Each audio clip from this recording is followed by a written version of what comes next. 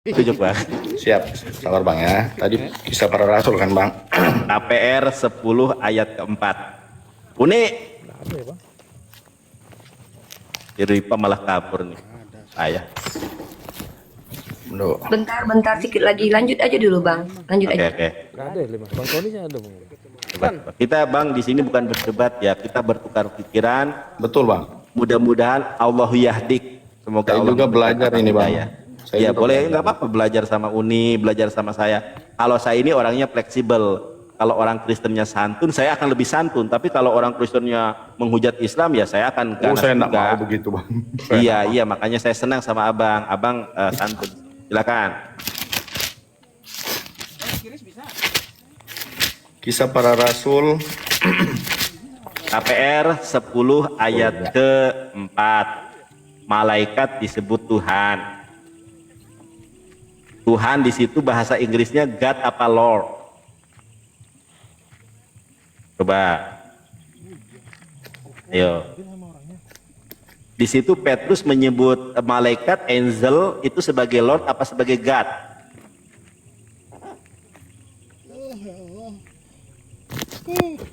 Bentar Bang ya, saya balikin Bang ya. Boleh. Silakan. Kunjungan itu kapan ya Mas? Aduh, gimana lagi? Pakaiannya berarti kostrat. Nah, ntar aku naik pakai akun satu lagi ya. Ya boleh. Bebas Uni. Lu kan moderator ya, naikin sendiri. PP itu semua sudah dibagi, Bang. Aduh. Loreng apa tuh? Aku suka nih abang ini tuh santun orangnya ya. Di Banjar Senang kalau ini orang juga santun. dibagi. Saya nggak ada kostrat itu loh. Bang, Ya, sudah di situ Lord apa God? Ya, wes nggak ada ya apa adanya. kalau di ayat Bahasa 4, Inggris. aduh, Coba gini, ini saya tunjukkan aja di sini. Di sini Sorry, Bang. Lord Bang, bukan God Bang. Nih. Ya KPR 10 ayat keempat. And fixing his eyes on him. Aduh, he was. bentar layar gue jadi kecil. Bentar Bang ya. Oke. And fixing his eyes. Oh yes. And fixing his eyes on him, he was afraid and said, "What is it, Lord?" Di situ Lord Bang, bukan God Bang. Sama dengan Markus 12 ayat ke-29 saya tunjukkan sekarang. Ya, Markus 12 ayat ke-29 juga yang sa itu Lord. Oh, kok jadi banyak. Ada malaikat juga Lord. Waduh Bapak, saya nih Bang, kita lihat nih Bang. Ya. Nah, ya kan, nih saya bacakan dalam bahasa Inggrisnya. And Jesus and word him was is sengaja Bang ini. enggak, aku serius, aku bahasa Inggris masih belajar. And Jesus answered him first is fire. Oh Israel, the Lord is our God. The Lord is one. Dan Lord itu cuma satu loh. Tadi kenapa malaikat jadi Lord juga? Coba. Ya itulah Bang yang saya sampaikan. Ya tadi. itulah. Baik, Budi. Mereka namanya orang tertinggi yang memiliki puncak tertinggi. Itu mereka Enggak, biasa maksud saya memakai gini. Tuhan. Abang paham nggak? Abang paham nggak dengan apa yang saya maksud? Markus 12 ayat 29 dikatakan Lord is one. Lord itu cuma satu. Ternyata abang meyakini kalau malaikat juga adalah Lord. Berarti ada dua dong. Enggak Bang, itu kan Petrus yang Baik. katakan. Ya udah, ya sudah.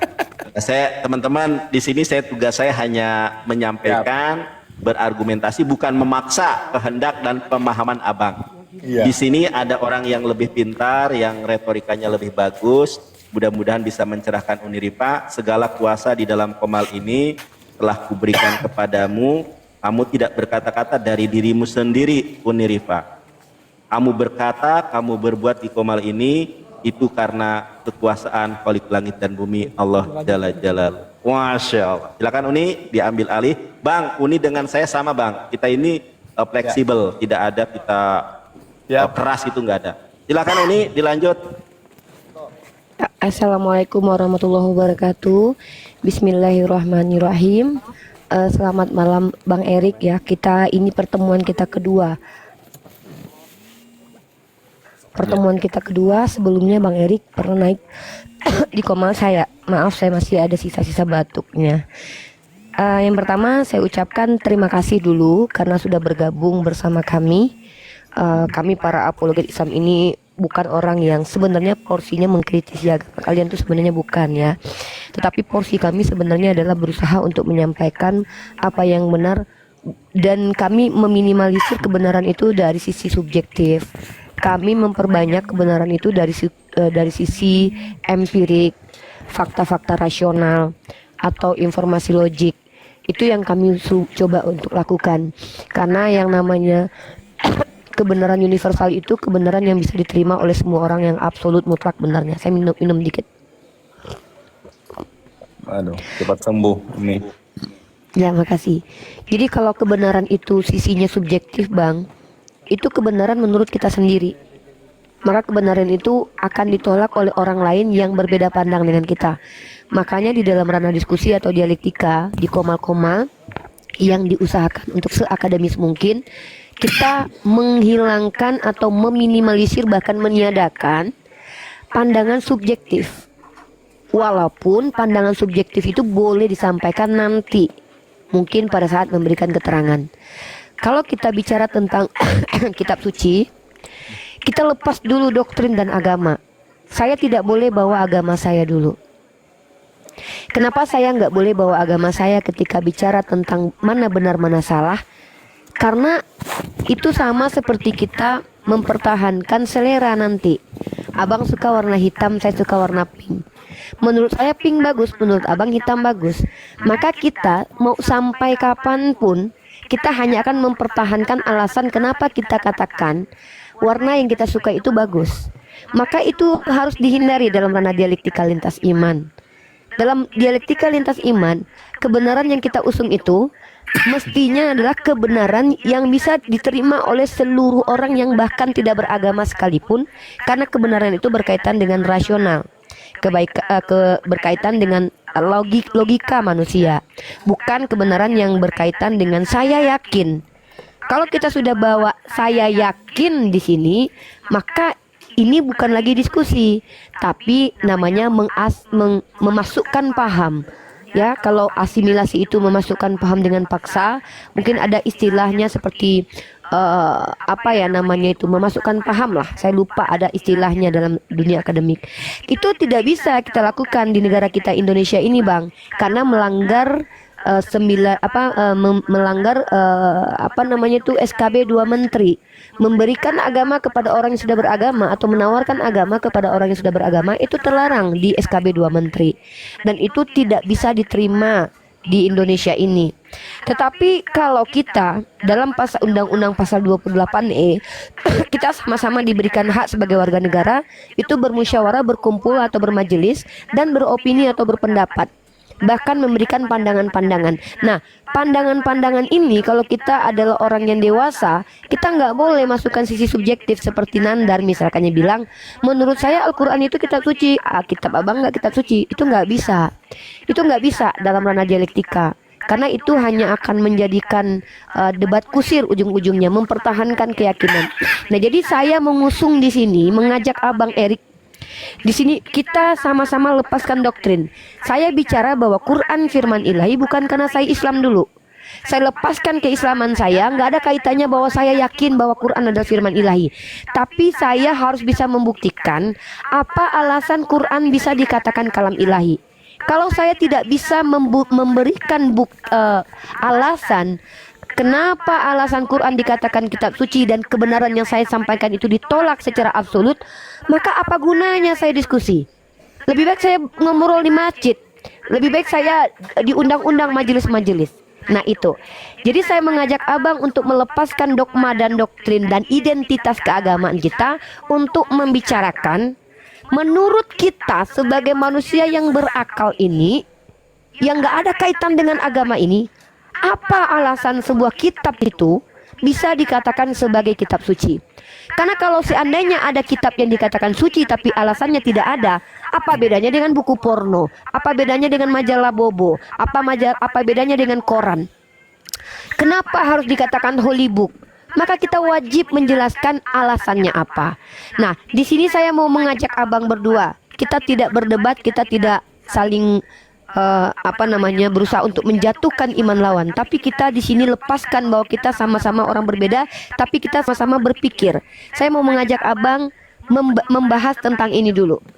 Jadi saya akan mendengarkan abang. Saya kasih abang waktu 5 menit memberikan alasan-alasan kenapa abang percaya, kenapa abang bisa mengatakan bahwa Bible itu adalah kitab suci. Saya mau dengarkan sebanyak-banyaknya alasan. Nanti satu persatu alasan itu saya cocokkan dengan Quran saya. Abang bilang misal, kenapa Bible dikatakan suci? Karena Bible itu adalah petunjuk kehidupan. Kita pegang itu sebagai syarat. Maka kita cocokkan apakah betul Al-Quran atau Bible yang adalah petunjuk. Nah, abang berikan syarat, saya ikuti syaratnya. Karena saya adalah orang yang sangat percaya diri. Apapun syarat sebuah kitab harus suci, maka itu hanya layak disandang oleh Al-Quran. Bukan karena saya Islam, tapi karena saya orang berpikir. Silahkan 5 menit saya kasih abang waktu, saya akan catat. Jelaskan kepada saya alasan kenapa abang percaya kitab abang suci. Saya catat poinnya, nanti saya ikuti narasi abang. Silakan.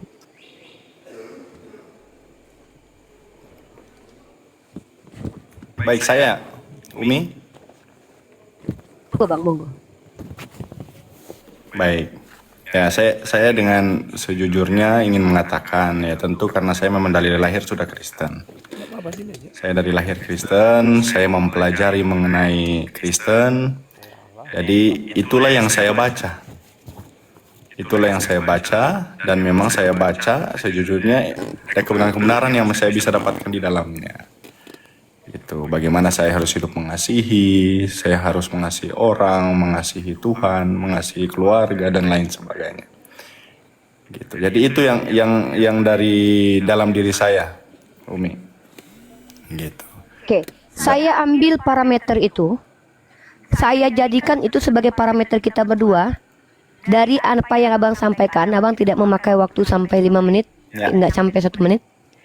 Saya akan ambil parameter dari abang. Mari kita sama-sama jujur untuk pembuktian. Karena klaim itu bang, klaim setelah diucapkan kalau tidak terbukti itu kosong.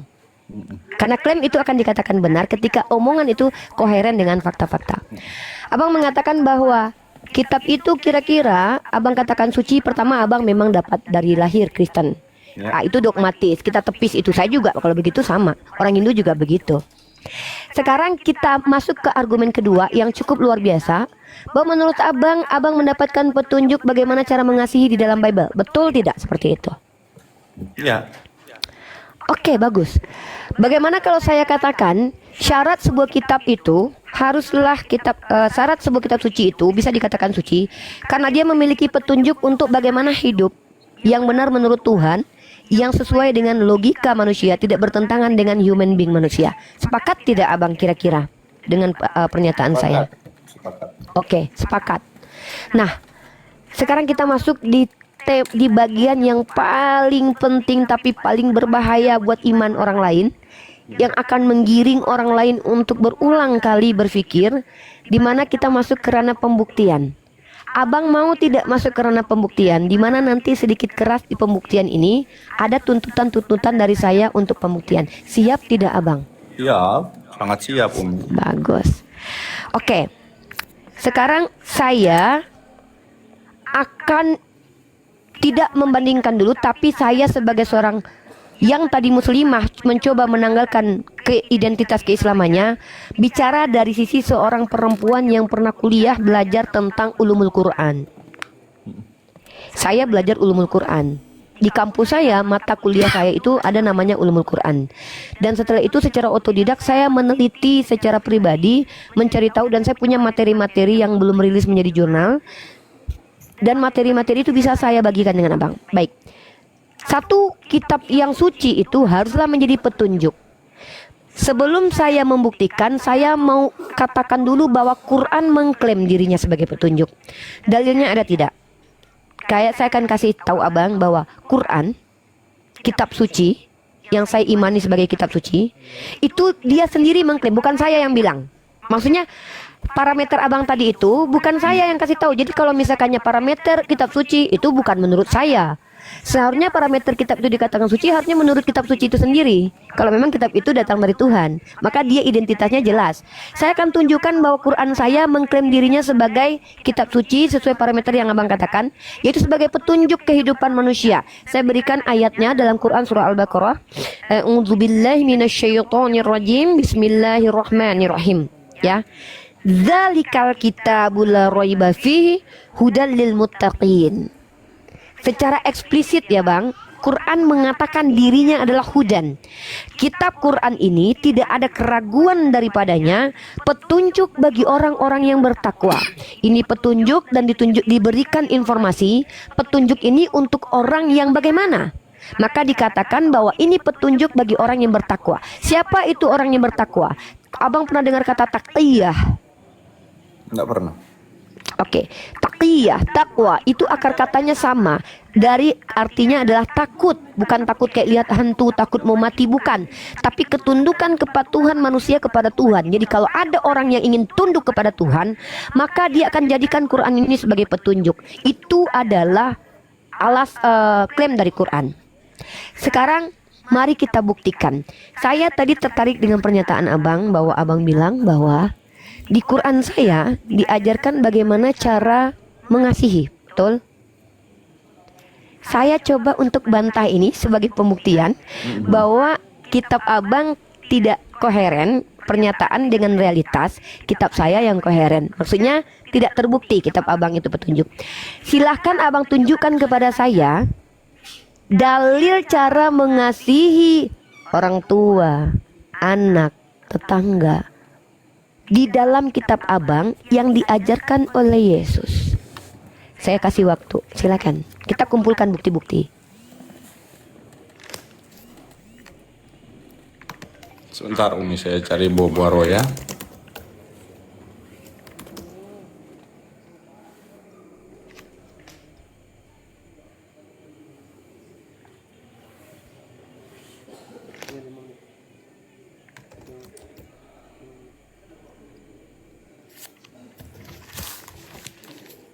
Satu Korintus 13 ayat 4. Silakan dibacakan, Bang. 1 Korintus 13 ayat 4.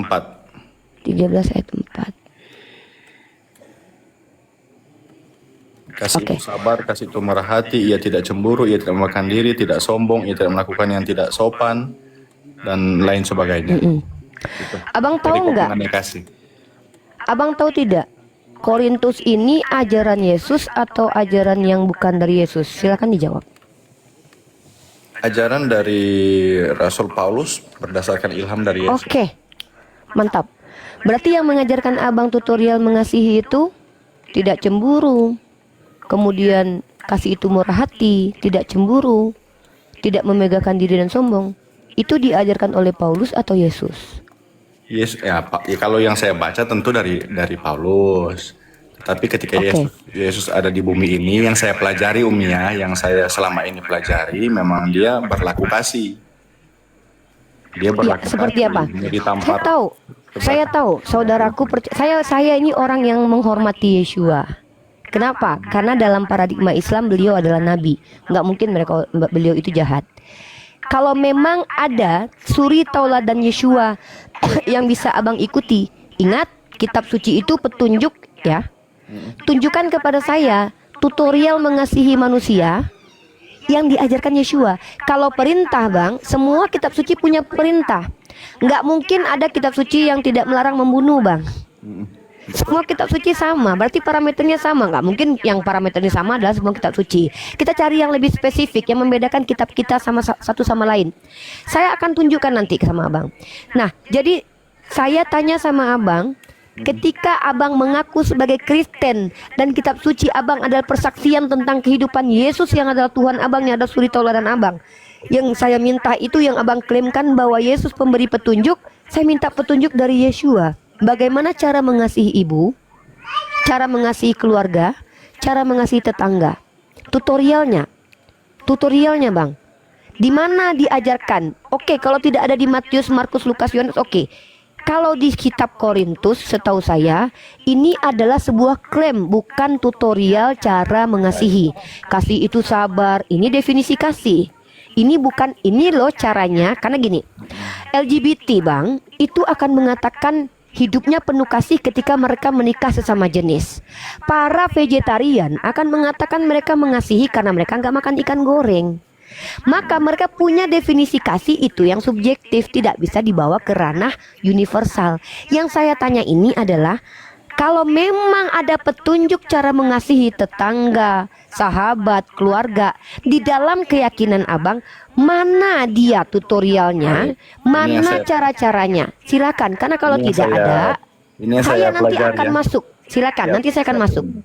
Ini yang saya pelajari ya, yang saya pelajari. Baik, memang dia tidak spesifik mengatakan tetangga, mengatakan kalau orang tua tentu ada, dia singgung mengenai kepada orang Farisi, mengenai mereka lebih mengutamakan tradisi daripada orang tua yang mereka tidak sayang, itu ada. Tapi kalau misalnya mengenai kasih, yang saya pelajari adalah, dan yang selama ini, ketika dia mati di kayu salib. Ketika dia sudah mau mati di kayu salib, dia masih meminta Allah untuk mengampuni orang itu. Orang yang ingin membunuhnya karena mereka tidak tahu apa yang mereka perbuat. Saya kira itu sudah lebih dari kasih. Itu Umi. Mood kayaknya Umi. Sorry. Jadi menurut abang, mendoakan orang yang telah berbuat jahat kepada kita dan tidak menghukum orang jahat itu adalah bentuk kasih. Mendoakan dan mengampuni. Iya, dan mengampuni, tidak menghukum orang yang berbuat jahat itu adalah bentuk kasih. 100%. Oke, saya akan masuk ke ranah kritik, tapi setelah itu saya minta waktu untuk menjelaskan bagaimana Al-Quran. Siap, Umi. Kalau seandainya cara itu yang diajarkan Yesus, maka menjatuhi hukuman penjara dan hukuman di negara manapun itu perbuatan melanggar aturan menurut Yesus. Pembunuh tidak boleh dipenjara, pembunuh tidak boleh dihukum, pemerkosa harus dibiarkan saja, ampuni saja. Koruptor jangan ditangkap. Karena itu tutorial mengasihi manusia by Yesus. Tidak boleh ada penjara di dunia. Tidak boleh ada pengadilan, karena tidak perlu diadili, cukup ampuni saja. Masalahnya itu tidak relevan dengan zaman sekarang dan tidak rasional. Karena sedangkan saya sampaikan sama abang fakta-fakta, ada satu negara namanya negara Kristen, Vatikan. Dia tidak punya penjara. Dan abang tahu nggak, kenyataan Vatikan sebagai negara tanpa penjara justru adalah negara yang paling banyak kriminal. Ternyata bukan solusi. Dan abang tahu sekarang yang lagi caw itu adalah Meksiko. Betul. Sedangkan negara yang sudah ada penjara saja bang, residivisnya masih berkeliaran bang.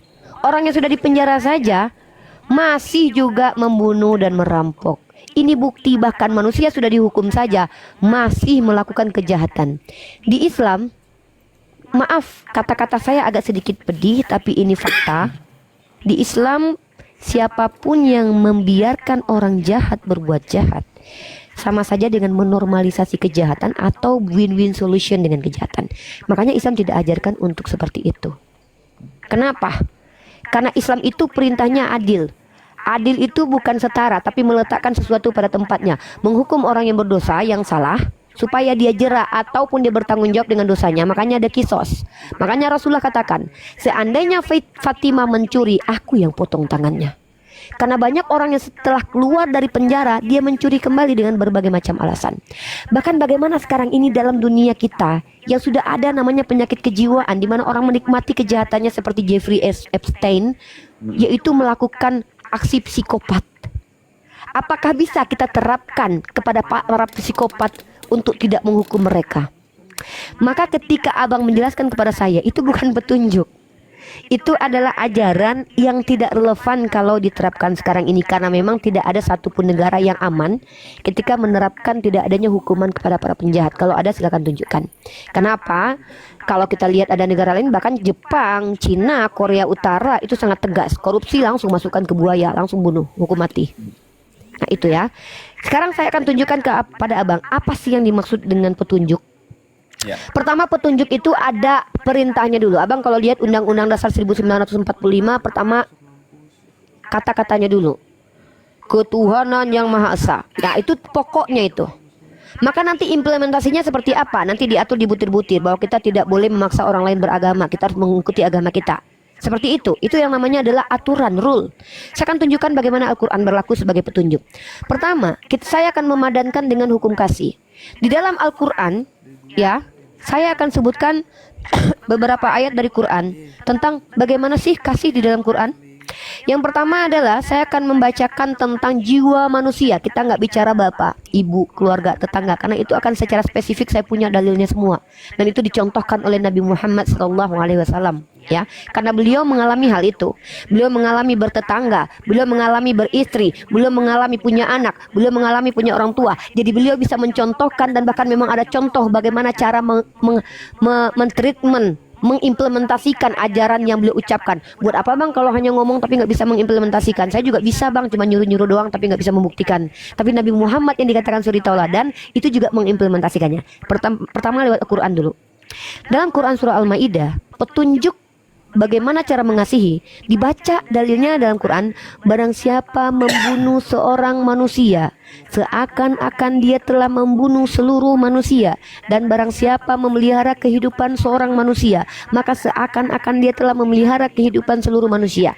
Tuhan pencipta alam semesta, pencipta nafas kita, pencipta tubuh kita, mengatakan bahwa cara mengasihi manusia itu adalah dengan cara apa? Tidak melakukan pembunuhan kepadanya. Kenapa? Karena kata Allah, kalau kita membunuh satu orang, Allah menganggap kita membunuh seluruh manusia. Kenapa? Karena Allah mengasihi manusia keseluruhan. Tidak pilih-pilih rasmu, kulitmu, agamamu, apamu, tidak boleh. Kami nggak boleh membunuh orang kafir muahad seperti abang tanpa alasan. Ya, itu. Ini bentuk perintahnya dulu nih. Tutorialnya nanti saya akan tunjukkan. Kemudian ada lagi apa yang disebut dengan kasih. Yang disebut dengan kasih, perintahnya adalah memberikan harta yang kau cintai kepada kerabat, anak yatim, orang miskin, musafir, dan orang minta-minta. Bang, kalau saya cuma ngomong saya mengasihi abang mah banyak bang, semua orang juga gitu. Abang ingat, mungkin orang-orang pacaran bang, ketika mereka bertemu dengan orang yang dicintainya, aku mencintaimu dekku. Bang, kalau cuma ngomong doang mah iblis juga bisa, ayam juga bisa berkotek bang. Tapi yang paling penting di sini pembuktian. Maka kata Allah bang, cara membuktikan kau mengasihi seseorang dengan atau tidak, kau berikan barang yang kau cintai kepada orang itu, maka itu yang disebut dengan kasih. Ini saya nggak mau pamer, tapi ini saya ikuti Al-Quran saya. Saya kemarin di chat sama orang tua saya, papa saya. Beliau bilang handphone saya cuma satu, saya rebutan handphone sama istri saya. Saya ini kan papanya mamanya dua-dua ya bang ya. Ini saya cerita aja sedikit nih. Saya nggak mau memamer-mamerkan, tapi ini fakta. Kalau saya tuh mengikuti petunjuk Al-Quran saya. Al-Quran saya kasih petunjuk, saya tinggal ikuti aja. Selesai hidup saya. Jadi ketika saya mau memberi handphone kepada papa saya berpikir nih, kalau saya berikan dia handphone baru, ya ini handphone baru, siapa sih yang nggak suka? Tapi saya harus memberikan barang yang paling saya cintai. Saya tuh punya 2 handphone bang untuk berdakwah. Satu handphone itu handphone yang bahkan saya tidak mau diganti dengan apapun. Saya sempat ditawarkan oleh beberapa orang iPhone bang. Ada 3 orang yang menawarkan saya iPhone yang saya tolak karena saya tidak tertarik punya iPhone. HP kesayangan saya itu bang, HP dakwah saya itu, saya kasih nama HP saya bang, Lukas Matius Markus. HP saya 2, Lukas Matius, sama laptop 1, Yohanes. Kenapa begitu? Karena saya sering sebut nama murid Yesus. Dan senjata ini adalah senjata saya berdakwah, perang argumen dengan kaum kufar yang menghujat agama saya dan orang seperti abang. Itu sangat saya cintai. Saya berikan kepada papa saya apa yang Allah berikan kepada saya. Ini pertama saya ikuti petunjuk Quran dulu ya bang ya. Saya ikuti petunjuk dulu, kata Allah, cara mengasihi saudara, orang-orang sekerabatmu, kemudian anak yatim, orang miskin, musafir, itu berikan barang yang kau cintai. Saya berikan bang barang yang saya cintai. Artinya ini baru dikatakan petunjuk nih. Saya ikuti petunjuk Quran saya. Jadi kalau saya mengatakan cinta kepada papa saya ikuti apa yang Quran berikan. Apa itu? Saya berikan barang yang paling saya cintai. Kalau orang memberi bang barang yang udah gak kepake, itu siapa juga bisa bang. Naluri manusia mah begitu. Abang kalau punya baju bertumpuk di rumah, pasti keingetnya daripada dibuang mending kasih tetangga deh gitu. Itu mah biasa. Tapi apa baju yang abang beli mahal, yang abang suka itu, abang berikan kepada orang, Itu luar biasa bang. Ada di Al-Quran saya, diajarkan oleh Nabi saya. Maka saya bisa menjawab tutorial mengasihi kerabat, mengasihi anak yatim, mengasihi orang miskin, mengasihi musafir. Karena ini disebutkan bang dalam Quran surah Al-Baqarah 177 bang. Dan orang yang meminta-minta, yang paling harus dilakukan adalah memberikan barang yang kau cintai. Itu baru bang, namanya tutorial mengasihi. Saya bisa katakan ini petunjuknya. Nah saya tanya sama abang, kalau Yesus apa cara mengasihi? Kan Yesus pernah bilang begini, kasihilah sesamamu sebagaimana kau mengasihi dirimu sendiri. Pernah dengar ayat itu? Pernah. Saya cari bang, sebanyak itu Bible, saya baca 4 Injil sinoptik karena saya nggak masukkan surat Paulus karena saya lagi cari Yesus. Ya. Di mana tutorial mengasihi diri sendiri menurut